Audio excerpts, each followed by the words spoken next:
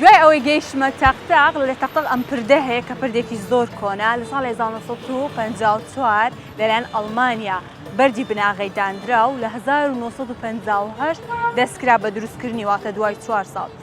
درێژی ئەم پردە 300 مەترە و پانیەکەی 13 مەترە. بەرزێکەشی 22 مەترە لە 7 کەوانە و 12 ڕاگر پێکاتەوە دسرێکی کۆنە لە تاقتاق. اینجا بەر لەوەی داخلی دسرەکە بیت کۆمەڵک خواردنگە لێرە هەیە شیرینی و کەباب و شتی خۆش. ئەو جارە جیاواز پێ خۆشش جیاواز تاقیکەمەوە دەمێت شیرینێکی خۆش تاقیکەمەوە لە تەختە بزانم ئەو دوکانەتی هەیە هەندێک سەرنجی ڕاکێشام لەگەڵم وەرن. اینجا ئەو دوکانەکەی کە باسم کرد زۆر جوانەها جوانیان ڕازاندیتەوە سەرنجت ڕادەکێشیتن بزانم چه هەیە لە ژۆرێ هەموو گوڵ و گوڵ بێتە ناو گوڵان شتی وا دەبیتن. ئەی ماشەڵڵا واو زۆر جوانە وەرە وەرە تەماشا بەجددی زۆر جوانیان ڕازاندیتەوە. ئەوە جێی دوو خۆشەویستی ئەگەر هاتن لێرە دابنیشن هەدیەش هەیە دەتانن لە بۆ خۆیان بکڕن و شیرینیش بخۆن بە شیرینی قسەی بکەن زۆر خۆشە. ئێرەش زۆر زۆر جوانە بەجددی. ئەو کەسی لێ نیە ئێرە؟ سەلام عەلەیکوم. باشی خاتون جان ئەحواڵت؟ تەندروستیت باشە؟ هەمووشت باشە؟ الحەمدولیلا. ساڵم ڕۆژانە لە چەندەوە دوکانی دەکەنەوە؟ لە 8:30 تاوکو 12 شەو. تاوەکو 12 شەو دوکان ئەگەر هەندێک پێش مەمنونت دەبم. دوکانەکەتان زۆر زۆر جوان ڕازاندیتەوە بەجیانی ها.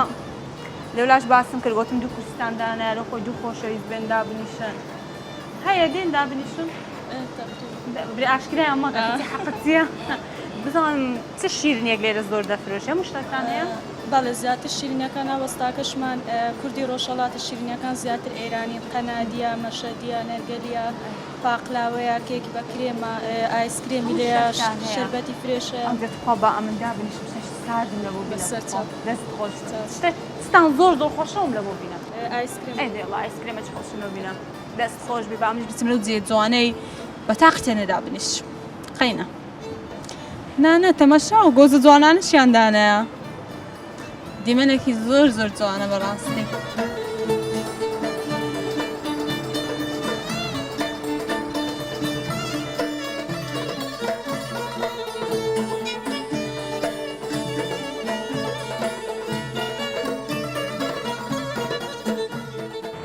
ئایسکرێم ئایسکرێمەکەشمان لە بۆ دێت دێکی خنجیلانە و جوانە لە تەختە.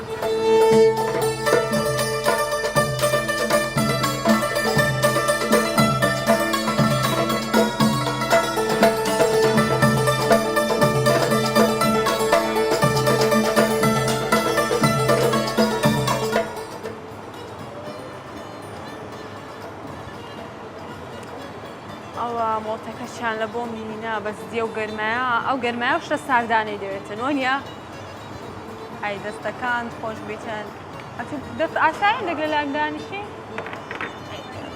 وەڵڵا هیچ فەرقی نییە دەستت خۆش بیتن دەست مایکەکەم لێ وەگرا بەس خانم من لێرە ئیش دەکەن وەستا شیرینەکان پیاوە بەسانها دوخان میتوان لێرە دوکانەکەی زۆر خۆشەوە نیە خانیش ئیشی خۆی هەبیتنەوە هەر نەکرد لە ماڵی وەنیە لەشتان ساڵی ئیشاءالله.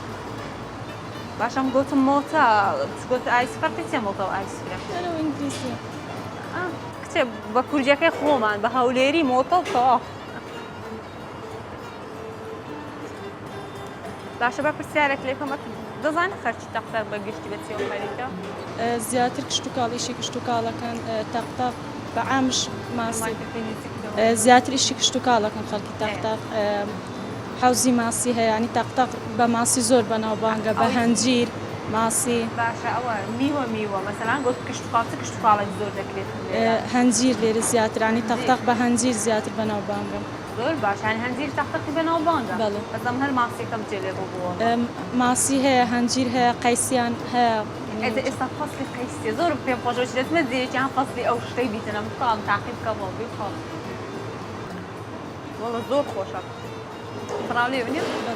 فراولێ و زۆر زۆر خۆشە. باشە مۆتەکەش بە خۆتان دروست دەکەن؟ نانە مۆتەکە لە کۆیۆ دێنین لە کوێ دێنن یعنی بە هەموو تێ بەعازری دێنن ینی دروست دەکرێت لەوێ ئەمە لێ دێنین ینی لێرۆ دێنە ئێروکانە ئەدیلۆ لێروکانت بە خۆتان دروست ناکەن ئەخرەوە دەبێت کەسێک بێت شارەزایی هەبێت باش لێ بزانێت ئەوانەی کۆ باش درەسان ینی خەرچ کۆیە زیرەک و باشە لەو ئیشەی کۆش هەر نێزیکە لێ بەرنامەم کردێ لە خۆی بەرنامەش زۆر جوانمان کرد گوتم بە ئەو جارە لە تەختەقی بەرنامە باش با پرسیارەکە خواردنی کوردەوە لێرە دروست دەکەن مەسەن لە مالی ئەمڕۆ لە مالیان لە ماڵێ بە خۆتان من نازم بینم زۆر لەگەلی نیە ئەو لە هەم گەن هەمومان ئەو هاینە گەندەکان یانی خۆش نیێمە خۆم بینم لەگەر خوارد وڵە زۆر خۆشە خواردنی کونەک خواردنی ئێستاڵی فاست فود و برنج و من خۆم زیاتر حەزم لەو فاست فودان ینی کوردی زۆر ناحەزم کچەکەمان فاست فود خۆرە حەزم لێ کوردی نیست تەبیعەت هەلبستاڵی دەستەکان خۆشبی زۆر زۆر خواست دەکەم بەو گەرمایە بەخوای موتەچی دەویست زۆر گەرمە بۆتەکەی خلاص دەکەم و بەردەوام دەم لە پرۆگرامەکەمان دەست خۆشی زۆر زۆر خواست دەکەم